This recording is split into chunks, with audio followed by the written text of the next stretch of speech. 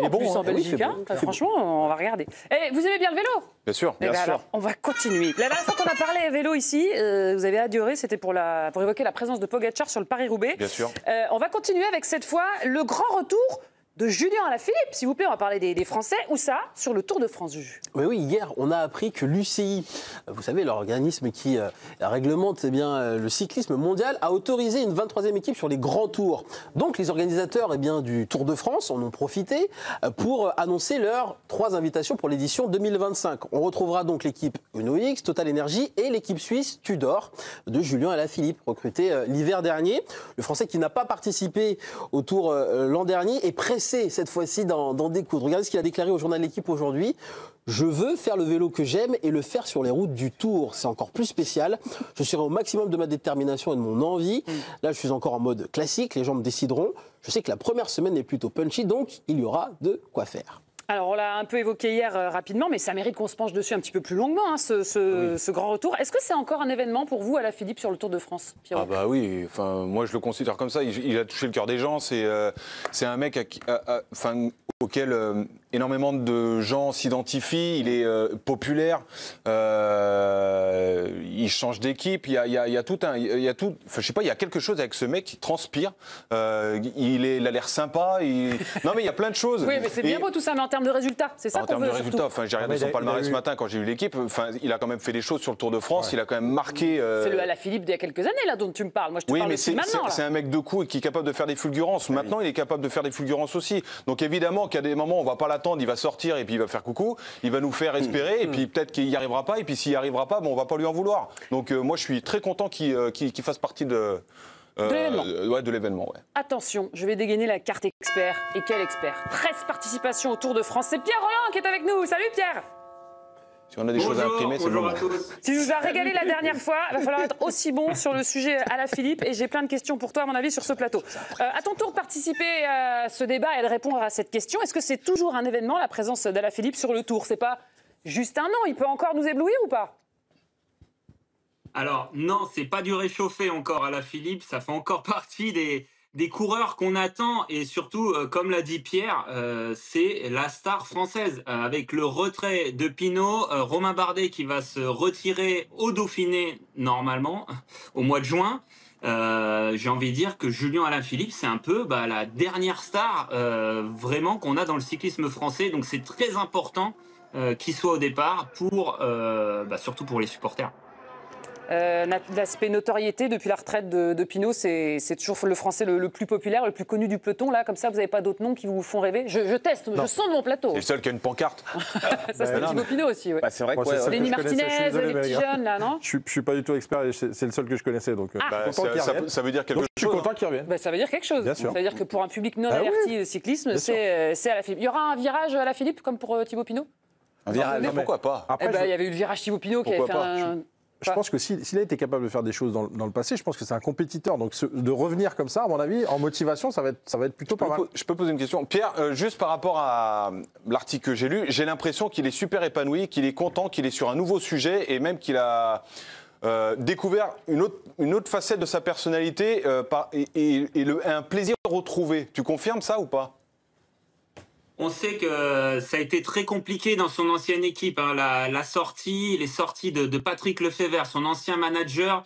Ça a été compliqué, ça a été une relation un peu malsaine sur la fin, donc forcément de retrouver une nouvelle structure qui l'accueille, qui a envie de travailler avec lui, ça lui donne un nouvel élan, ça lui donne une nouvelle motivation.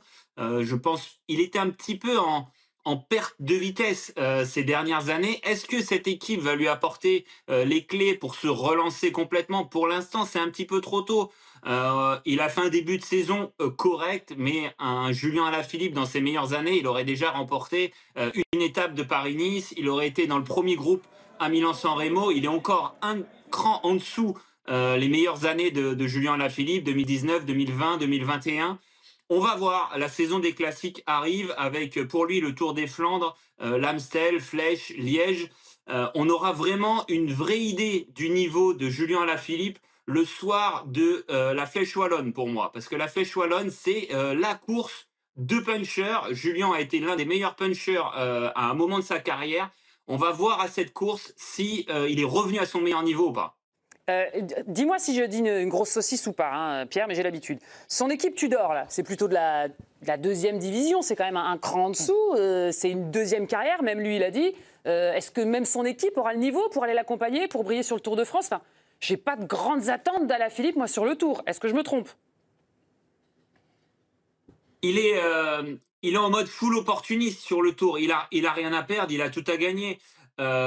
Son équipe, oui, sur le papier, elle a moins d'expérience que ce qu'il a pu connaître chez Soudal Quick-Step, une équipe qui a vu des champions comme Bettini, Bounen et plein d'autres.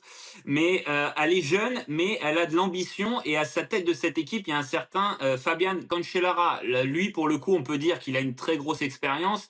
Et Fabian Cancellara, pour avoir lu un papier dans l'équipe il y a à peu près 1 an, il a une vraie idée de la structuration et de l'évolution de son équipe. Il a une vraie stratégie. C'est pas une équipe qui va faire 1 an, 2 ans et qui va s'éteindre. Il a un vrai projet professionnel au long cours. Et Julien Alaphilippe fait partie à 100% de ce projet. Il l'a recruté pour être sélectionné au Tour de France. Objectif réussi. Désormais, le but, ça va être de performer. Quand tu es invité sur le Tour, comme c'est le cas de l'équipe de Tudor, en général, on n'attend pas de toi des performances historiques, quoi. C'est plus pour te montrer, pour te jauger, c'est ça, si je comprends bien?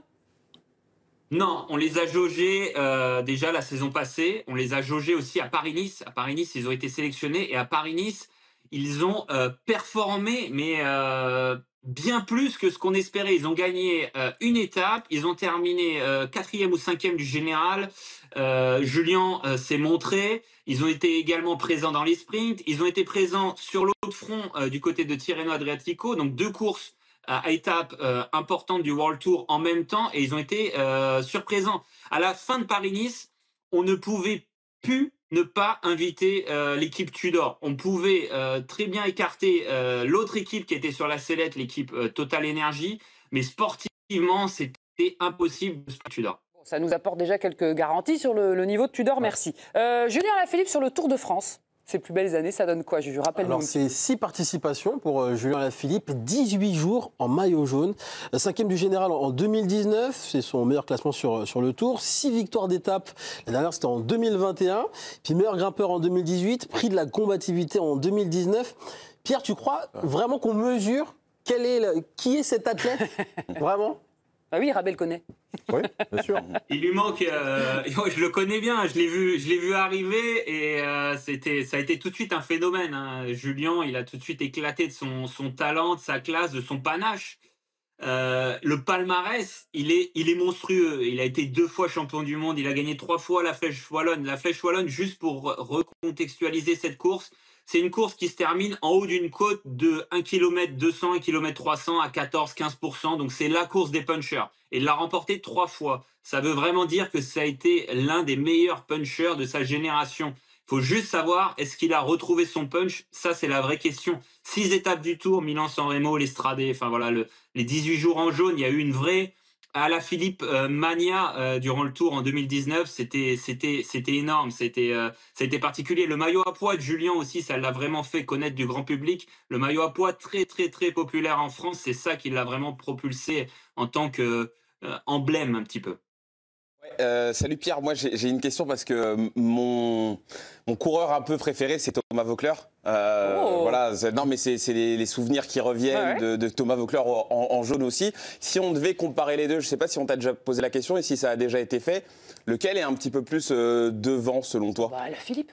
Je demande justement. Alors, sans faire offense à Thomas, et Thomas sera 100% d'accord avec moi, c'est Julien. Le palmarès de Julien est bien supérieur à celui de Thomas. Je pense que Thomas est plus populaire que Julien, de par voilà, son tempérament, son charisme, sa manière d'être. Il est plus connu, plus reconnu que Julien, mais le palmarès de Julien est bien supérieur à celui de Thomas. C'est une évidence. Avec les 2 titres de champion du monde, déjà, c'est un cran au-dessus. Sur nos espoirs de résultats sur Alaphilippe sur le prochain Tour de France, à ton avis, toi qui le connais mieux que personne sur ce plateau, qu'est-ce qu'on peut encore espérer de lui? Une petite échappée, une victoire sur le Tour? J'ai vu que la première semaine, c'est lui qui le dit, c'est pour les punchy, ça peut lui réussir? Julien, on peut pas se contenter d'une échappée publicitaire, de montrer le maillot, de montrer qu'il est au départ. On attend bien plus de Julien. Et dès la deuxième étape. Dès la deuxième étape, on va arriver du côté de Boulogne-sur-Mer avec une arrivée en montée. On va être toute la journée dans les monts du Boulonnais. Donc, le coureur qui va s'imposer à Boulogne va endosser le maillot jaune, sachant que la première étape, c'est une étape pour les sprinteurs. Les sprinteurs devraient être écartés sur cette deuxième étape. Donc, on attend, la vraie chose qu'on attend, c'est un Julien Alaphilippe dans les tout premiers, dès la deuxième étape. Après, du côté de Caen, en Normandie, au Mur de Bretagne aussi, sur l'étape 7. La première semaine est très importante pour Julien, mais on sait que désormais, il y a des meilleurs punchers que lui. Il y a un Pogacar qui va aller faire toutes ses arrivées également. Il va avoir énormément de concurrence. Donc, s'il loupe le coche sur cette première semaine, il aura la deuxième et la troisième semaine pour aller prendre des échappées au long cours et essayer d'anticiper la bataille des champions. Alors notez-le, Pierre Rolland l'a dit aujourd'hui sur le plateau. Deuxième étape, voilà, c'est pour Julien Alaphilippe, on l'espère. Juste Pierre, pour terminer, je sais qu'on va te retrouver demain à travers la Flandre, 14h15, en direct sur la chaîne L'Équipe. Vends-nous un petit peu ta course, là, il y a du beau monde, il y a un beau plateau. Alors oui, il y a un magnifique plateau, hein, c'est à travers les Flandres demain, c'est la répétition du Tour des Flandres. En gros, c'est toutes les difficultés sans le plat auparavant. On va dire que le Tour des Flandres, il y a une partie de plat où on s'ennuie. Là, on y attaque directement dans les ascensions. Ça va être du spectacle. Dimanche, à Gand-Wevelgem, on n'a pas pu respirer. Ça a été une course insoutenable, d'une intensité remarquable. Et demain, c'est la même chose. Le rendez-vous est pris avec Pierre Rolland, Christophe Riblon, Claire Briconne, toute la team. Salut Pierre, merci de nous avoir éclairés sur le sujet vélo. Heureusement que tu es là à chaque fois. Hein. Ciao. Non, parce que Thomas Voeckler, ça remonte un petit peu, mon petit braque. Oui, mais t'as posé ta petite question. Non, mais En fait, une petite tape derrière la nuque, français, c'est son habitude. Je voulais me rendre compte juste de comment Elle était très bien ta question, merci. Elle était très bien. C'était la dernière fois. Après la pub, on va sur la planète foot avec plein de sujets costauds et notamment, on va moins rigoler, les supporters qui font la une du journal ce matin. Quel avenir pour les ultras alors que le gouvernement cherche à dissoudre certaines associations? Et si le foot français avait absolument besoin d'eux? Eh bien, on entendra Pierre Boubi sur le sujet. Qui en a gros sur la patate, mon Pierrot. À tout de suite.